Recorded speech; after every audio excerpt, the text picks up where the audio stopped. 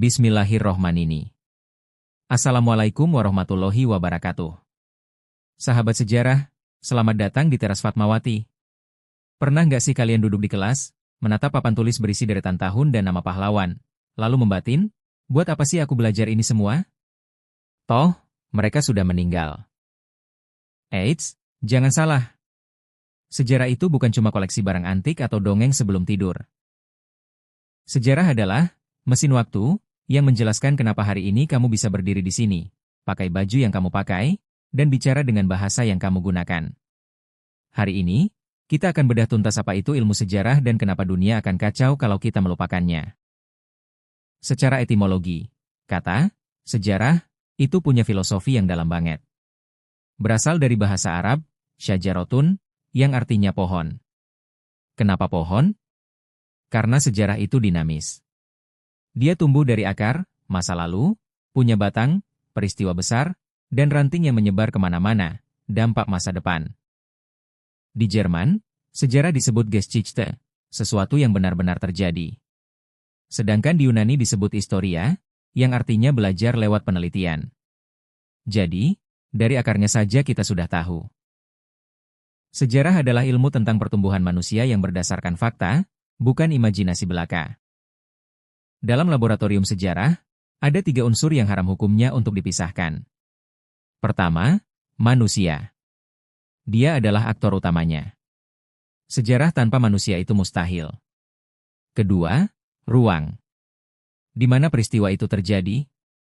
Di sebuah teras rumah di Pegangsaan Timur? Atau di tengah hutan belantara? Ruang memberi kita konteks geografis.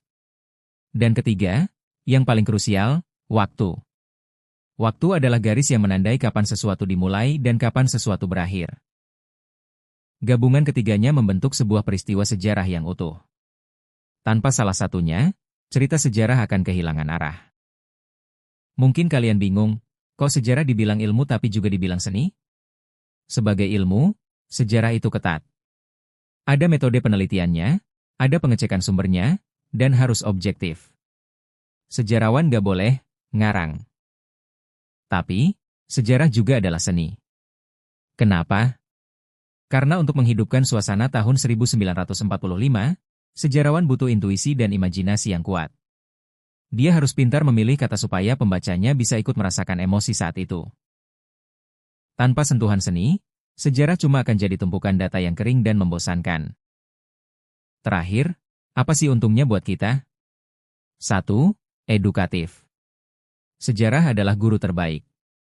Kita belajar dari kegagalan masa lalu supaya nggak jatuh di lubang yang sama. 2. Inspiratif. Membaca kisah Bung Karno atau Kat Nyak Dien bisa membakar semangat kita saat lagi down. Kita jadi sadar bahwa kita adalah keturunan bangsa yang tangguh. 3. Rekreatif. Baca sejarah itu sama kayak nonton film skifi atau baca novel petualangan. Kita bisa jalan-jalan ke zaman kerajaan kuno hanya dengan membuka lembaran buku. Seru banget, kan? Jadi, masih merasa sejarah itu membosankan? Ingat kata Bung Karno, jas merah, jangan sekali-kali meninggalkan sejarah. Karena orang yang tidak tahu sejarahnya seperti pohon yang kehilangan akarnya, dia akan mudah tumbang saat badai masa depan datang. Nah, menurut kalian, peristiwa sejarah Indonesia mana yang paling bikin kalian penasaran buat dibahas lebih lanjut? Tulis di kolom komentar ya. Jangan lupa buat like, subscribe, dan nyalakan loncengnya supaya nggak ketinggalan cerita seru lainnya di Teras Fatmawati.